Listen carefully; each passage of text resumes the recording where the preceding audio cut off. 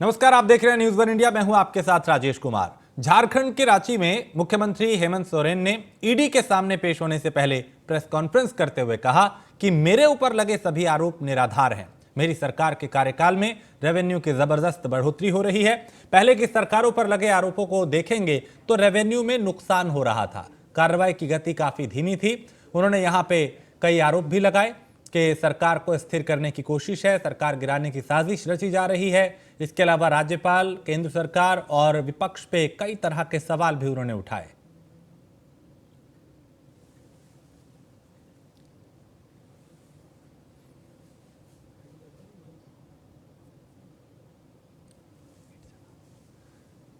तो पेशी से पहले सीएम हेमंत सोरेन ने कई बातों का जिक्र यहां पे किया।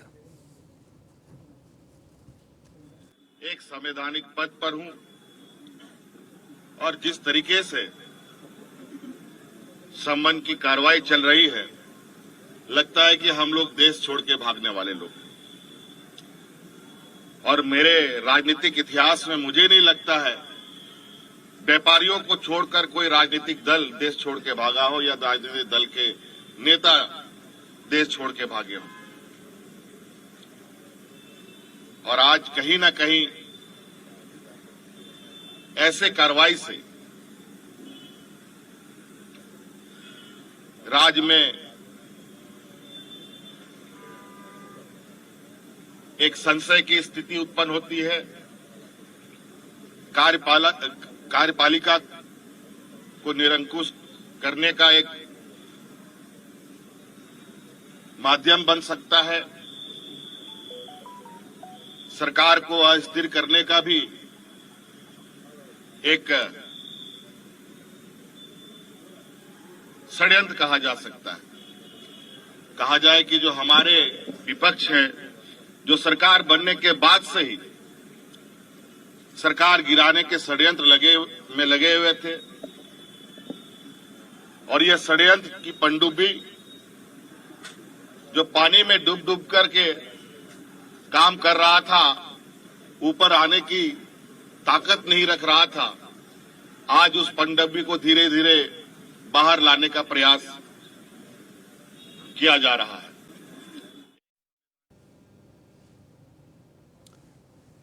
तो हेमंत सोरेन की आज ईडी के सामने कुछ देर में पेशी होगी और अवैध खनन मामले में कई सवाल जवाब उनसे होंगे। ईडी दफ्तर जाएंगे सीएम हेमंत सोरेन और विरोध प्रदर्शन की तैयारी में जेएमएम के कार्यकर्ता हैं। भारी पुलिस बल को तैनात किया गया है। ईडी दफ्तर के बाहर भी सुरक्षा व्यवस्था को बढ़ा दिया गया है ताकि कहीं पर किसी भी तरह की कोई भी अप्रिय घटना ना हो।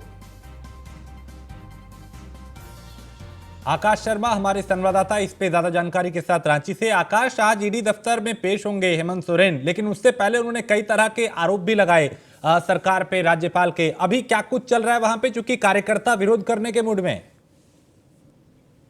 जी राजेश, अभी पूरे मामले को देखते हुए रांची में 144 धारा भी लगा दिया गया है और ईडी कार्यालय दफ्तर के पूरी तरह से छावनी में तब्दील कर दिया गया है। और मुख्यमंत्री जिस तरह से तेवर रखे हुए थे, उससे कयास लगाया जा रहा था कि ये कहीं कहीं आंदोलन होगा, लेकिन प्रशासन के द्वारा पूरी तरह से प्रशासनिक तैयारी कर ली गई है और हमारे मुख्यमंत्री सीएम जो है हेमंत सोरेन ईडी कार्यालय पहुंच गए हैं और उनसे पूछताछ की जा रही है। जी, ईडी कार्यालय पे भी क्या सुरक्षा को बढ़ाया गया है ताकि कहीं पे कोई अप्रिय घटना ना हो, कार्यकर्ता जो हैं वो उनका प्रदर्शन कहीं उग्र ना हो? और क्या कहीं पे प्रदर्शन की किसी तरह कोई जानकारी, कोई तस्वीर, कोई खबर? जी राजेश, ये इसी के मामले को लेकर रांची जिला प्रशासन के द्वारा 144 धारा लगा दी गई है और ईडी कार्यालय को पूरी तरह से छावनी में तब्दील कर दिया गया है। पूर्व में कयास लगाया जा रहा था, जगह जगह पर कहीं कहीं आंदोलन किया जाएगा, जेएमएम कार्यकर्ताओं के द्वारा विरोध की बात कही जा रही थी, लेकिन इसी मामले को देखते हुए कहीं किसी तरह का कोई अप्रिय घटना ना घटे, कहीं विरोध ना हो। अभी तक कोई सूचना नहीं मिली है कि कहीं आंदोलन हुआ है या विरोध हुआ है। राजीव जी, चलिए, बहुत शुक्रिया आकाश जानकारी के लिए। तो यहाँ पे भारी पुलिस बल को तैनात किया गया है, सुरक्षा को बढ़ाया गया ताकि कहीं पर किसी भी तरह की कोई अप्रिय घटना ना हो। और बाली में G20 शिखर सम्मेलन में प्रधानमंत्री नरेंद्र मोदी और ब्रिटिश प्रधानमंत्री ऋषि सुनक ने मुलाकात की और कई मुद्दों पर चर्चा की। वहीं प्रधानमंत्री से मुलाकात के बाद ऋषि सुनक ने एक ट्वीट किया जो हिंदी और अंग्रेजी दोनों भाषाओं में था। बता दें कि ऋषि सुनक ने प्रधानमंत्री के साथ अपनी एक तस्वीर शेयर करते हुए लिखा कि एक मजबूत दोस्ती। साथ ही शेयर की गई फोटो में दोनों देशों के नेता गर्मजोशी से हाथ मिलाते हुए दिखाई दे रहे हैं।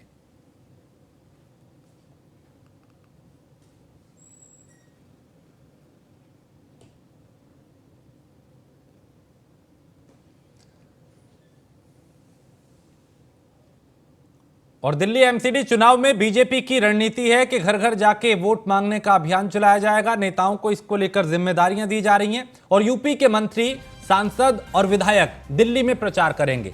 बीजेपी विधायकों की एमसीडी चुनाव में ड्यूटी लगाई गई है, उन्हें जिम्मेदारियां दी गई हैं। और यहां पे धौलाना से बात करें अगर विधायक की, जो कि धर्मेश तोमर हैं, उनको मुंडका में जिम्मेदारी दी गई है। अजीत पाल त्यागी को किराड़ी में जिम्मेदारी दी गई, मीनाक्षी सिंह को सुल्तानपुर, और इसी तरह से अलग अलग नाम है, अलग अलग विधायक हैं, उनको अलग अलग इलाकों की जिम्मेदारियां दी गई हैं, जहां वो घर घर जाके प्रचार करेंगे, मतदाताओं को साधने की कोशिश करेंगे। बीजेपी की नीतियां, सरकार की उपलब्धियां का जिक्र वहां पे किया जाएगा। तो दिल्ली एमसीडी चुनाव में भारतीय जनता पार्टी पूरी तरह से एक्टिव है। एक तरफ आम आदमी पार्टी है, कांग्रेस है, भारतीय जनता पार्टी है, पूरी शिद्दत से तीनों पार्टियां जुटी हैं चुनाव प्रचार में। और उत्तर प्रदेश के मंत्री, विधायक और जो सांसद हैं वो भी दिल्ली में प्रचार करते हुए नजर आएंगे। पीयूष तिवारी दिल्ली से हमारे संवाददाता। पीयूष, बीजेपी के विधायक, मंत्री और सांसद दिल्ली में भी प्रचार करेंगे एमसीडी चुनाव को लेकर, क्या रणनीति भाजपा की?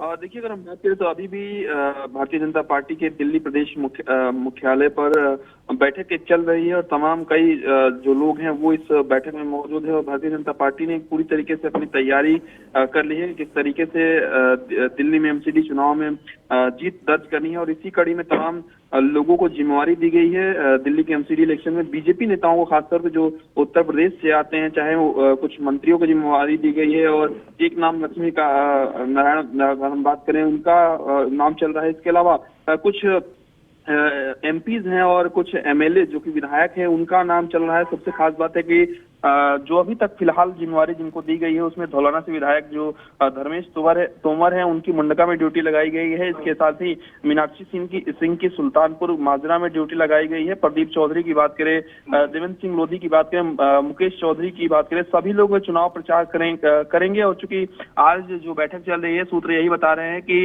अलग अलग जगहों पर अलग अलग लोगों को जिम्मेवारी दी गई है और कहा गया है कि किसी भी तरीके से भारतीय जनता पार्टी को सिंगल सीट पर भी नुकसान नहीं एमसीडी के चुनाव में होना चाहिए। और यही कारण है कि एक साझा रणनीति अभी भी बनाई जा रही है।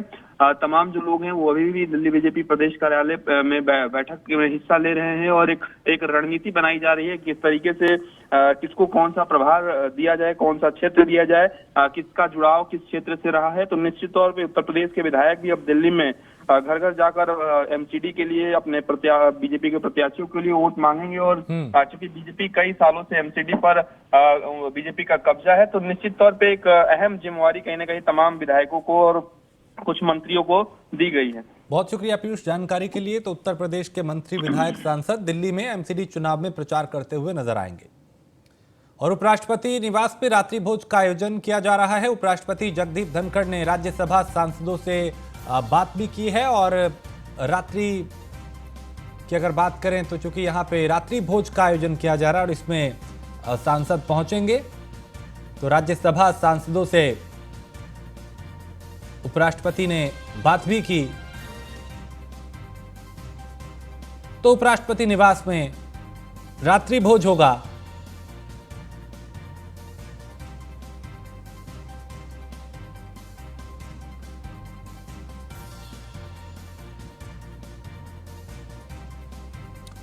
दिल्ली के प्रगति मैदान में चल रहे अंतर्राष्ट्रीय व्यापार मेले में आयकर विभाग के चेयरमैन नितिन गुप्ता पहुंचे, जहां उन्होंने आयकर विभाग के स्टॉल का उद्घाटन किया। इस दौरान न्यूज वन इंडिया पे बातचीत करते हुए सभी लोगों को अपना टैक्स सही समय पे भरने की हिदायत भी उन्होंने दी।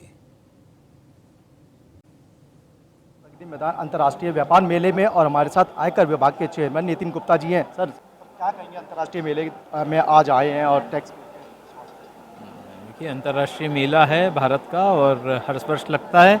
बहुत इम्पोर्टेंट मेला है और इसमें हम एक पार्टिसिपेंट हैं टैक्स पेयर्स को ये बताने के लिए कि किस प्रकार टैक्स विभाग काम कर रहा है, क्या सुविधाएं दे सकता है, और लाइव काउंटर्स हैं जो कि सुविधाएं प्रदान करेंगे, जो कि क्वेरी है या जो भी है उसको विभिन्न क्षेत्रों में, विभिन्न चीज़ों में।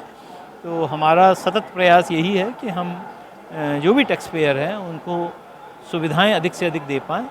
डिजिटल माध्यम से भी किस तरीके से जो लोग कर सकते हैं, क्योंकि डिजिटल आज का ज़माना चल रहा है। सारा टैक्स डिजिटल माध्यम से पे हो रहा है। अब इतना ही है प्रयास उसमें कि जो उसको और कैसे सुगम बना सकते हैं, और उस सुगम बनाने की तरफ हमने टिन 2 एक नया ओल्टास के बदले नया हम पैरेलल स्ट्रीम लाए हैं।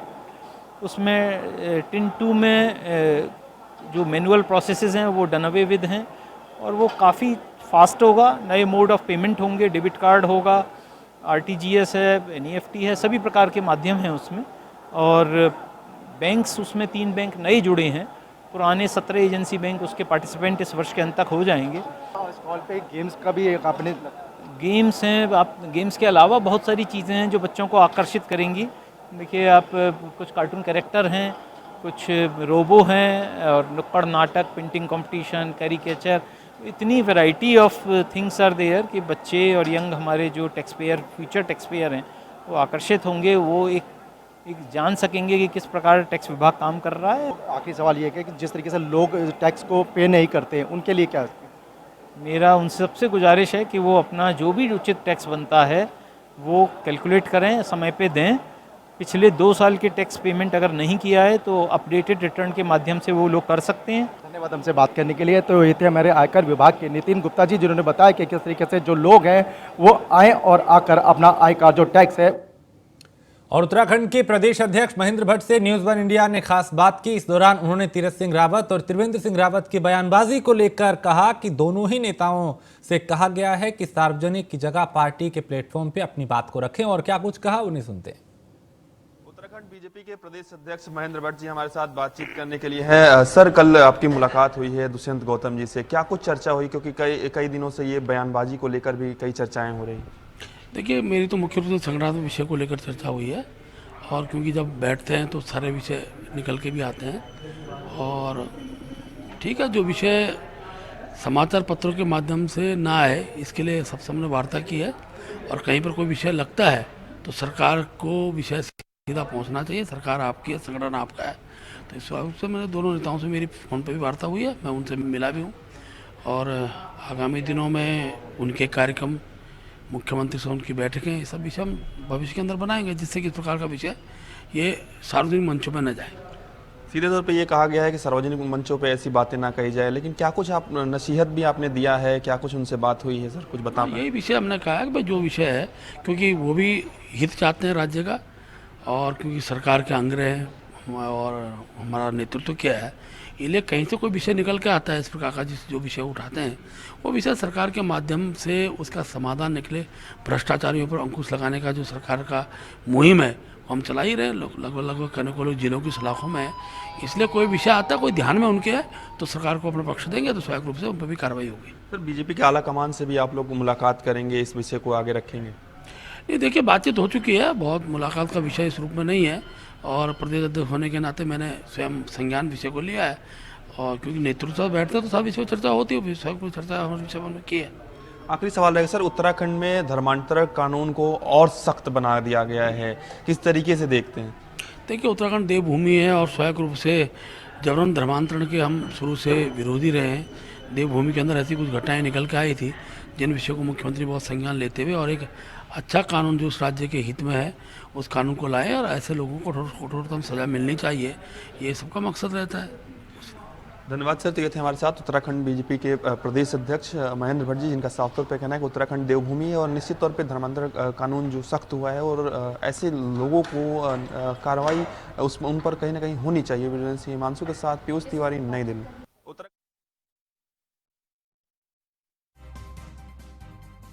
वो ईडी दफ्तर पहुंचे हैं और ईडी दफ्तर में उनसे पूछताछ की जा रही है। चूंकि लगातार उनसे जुड़ी हुई तमाम अपडेट जो हैं वो हम अपने दर्शकों तक पहुंचा रहे हैं। तो मुख्यमंत्री हेमंत सोरेन से ईडी की पूछताछ जारी है और ईडी दफ्तर में कुछ वक्त पहले ही वो पहुंचे और यहां पे अब उनसे पूछताछ की जा रही है।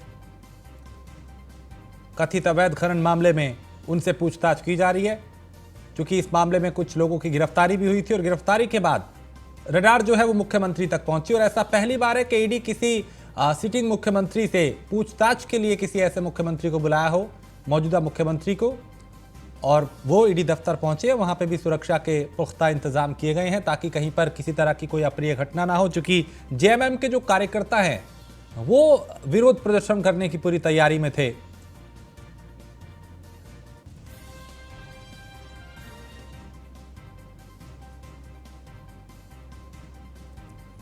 तो सीएम हेमंत सोरेन से ईडी की पूछताछ जारी है और ईडी दफ्तर में कुछ वक्त पहले ही वो पहुंचे और कब तक पूछताछ होगी ये कहा नहीं जा सकता, लेकिन वहां जाने से पहले भी उन्होंने कई गंभीर आरोप लगाए थे। आकाश हमारे संवाददाता आकाश क्या अपडेट मिल पा रहा है? मुख्यमंत्री ईडी दफ्तर पहुंचे उनकी पूछताछ को लेकर। देखिए, अभी पूछताछ के लिए मुख्यमंत्री हेमंत सोरेन ईडी कार्यालय पहुंच गए हैं और यह वार्तालाप बातचीत जो प्रश्नोत्तर जो होगा कितने देर तक होगा इसकी स्पष्ट जानकारी नहीं है, लेकिन इस तरह का उम्मीद है कि कई सवाल तैयार किए गए हैं। ईडी कई तरह के सवालों की पूछताछ करेगा, जिससे उम्मीद लगाया जा रहा है कि यह लंबी पूछताछ कही जा सकती है। शुक्रिया आकाश जानकारी के लिए। आप इसमें नजर बनाए रखिएगा, आपसे फिर अपडेट लेंगे। खबर वाराणसी से है, जहां ज्ञानवापी मामले में आज अहम दिन है और पूजा की मांग को लेकर कोर्ट का फैसला आएगा। नियमित पूजा अर्चना की इजाजत को लेकर दाखिल याचिका और एक धर्म विशेष के प्रवेश पे प्रतिबंध लगाने की मांग पर भी फैसला यहां पे आ जा सकता है। मामले पर आज फास्ट ट्रैक कोर्ट में फैसला, चूंकि ये मामला है और वहां से फैसला आने की पूरी उम्मीद है।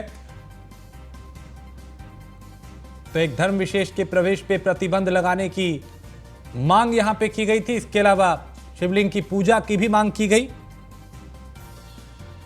तो इस याचिका पर आज फैसला आएगा। तो ज्ञानवापी मामले में आज का दिन बेहद अहम, जहां पूजा की मांग को लेकर कोर्ट का फैसला आ सकता है। इसके अलावा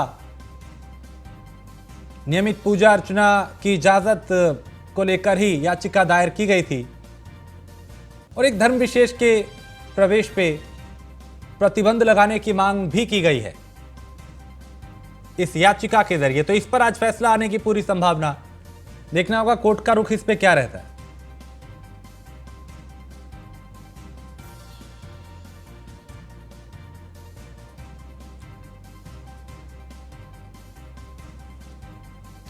तो वाराणसी में आज का दिन जो है ज्ञानवापी को लेकर बेहद अहम, पूजा को लेकर और एक वर्ग विशेष पर प्रतिबंध लगाने को लेकर फैसला आ सकता है। और दिल्ली से खबर है, जहां श्रद्धा वालकर हत्याकांड मामला, जिसमें आरोपी आफ्ताब पूनावाला की कोर्ट में पेशी है और दिल्ली पुलिस आज साकेत कोर्ट में पेश करेगी।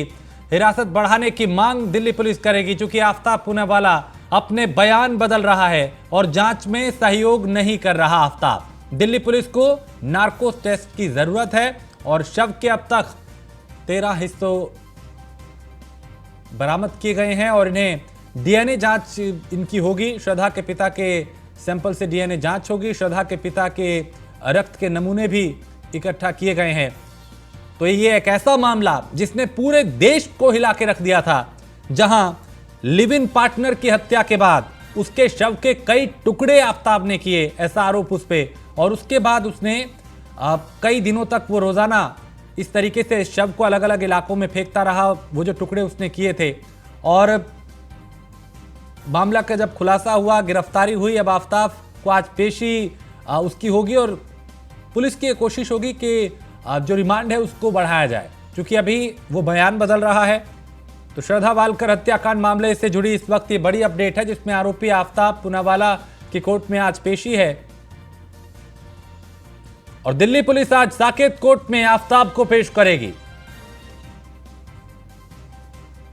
हिरासत बढ़ाने की मांग दिल्ली पुलिस कर सकती है, क्योंकि बयान जो है वो लगातार आफ्ताब बदल रहा है।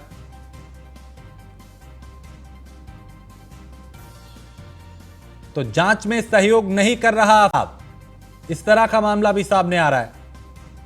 तो दिल्ली पुलिस को नार्को टेस्ट की जरूरत है, जिससे सच का सच सामने आए। शव के अब तक 13 हिस्सों बरामद किए गए हैं, उनकी डीएनए जांच होगी। पटना में मुख्यमंत्री नीतीश कुमार ने गृह विभाग द्वारा नवनियुक्त 10,459 पुलिस पदाधिकारियों और कर्मचारियों की नियुक्ति पत्र वितरण समारोह में वो शामिल हुए और नवनियुक्त 215 सर्जेंट, 1,998 सब इंस्पेक्टर, 8,246 सिपाहियों को नियुक्ति पत्र प्रदान किया गया। इस दौरान मुख्यमंत्री ने कहा कि बिहार में कानून का राज है, इसे बनाए रखना सरकार की पहली प्राथमिकता है।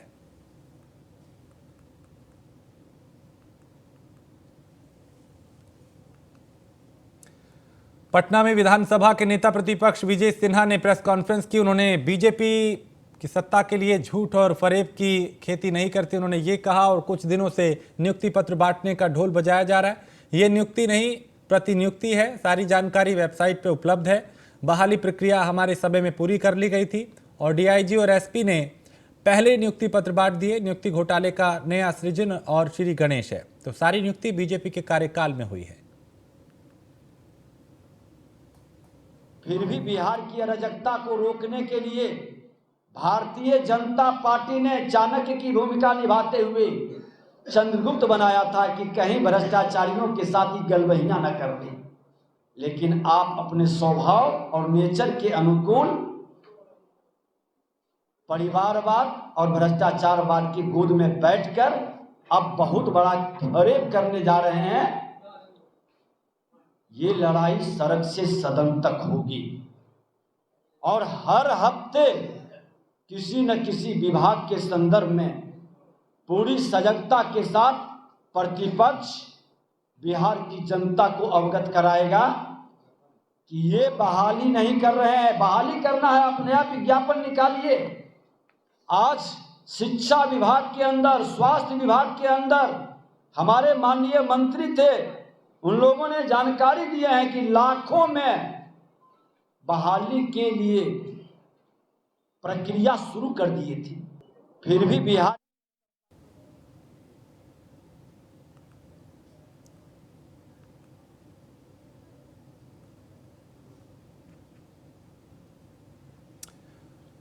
और नालंदा में बोरीडीह पंचायत में एक साथ कई योजनाओं पे काम किया जा रहा है। शहरों की तरह गांव को स्मार्ट बनाने की कवायद में इस्लामपुर प्रखंड का बोरीडीह पंचायत जो है वो जुटा हुआ है और एक साथ दर्जनों योजनाओं पे काम किया जा रहा है ताकि ग्रामीणों को मूलभूत सुविधाओं से जोड़ा जा सके, जैसे पक्की सड़कें, गलियों को पक्का करना। इसके अलावा कई तरह के काम यहाँ पे किए जा रहे हैं।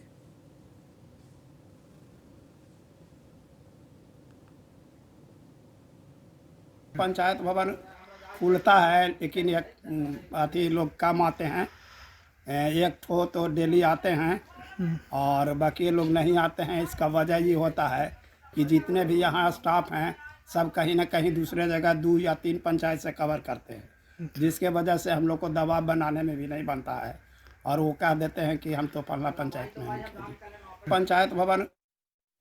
और इस खबर पे ज्यादा जानकारी के साथ हमारे विशेष संवाददाता मनोज हमारे साथ जुड़ चुके हैं। मनोज, कैसे इस गांव को आदर्श बनाने की तैयारी की जा रही है? मूलभूत सुविधाओं से कैसे इसे लैस किया जा रहा है?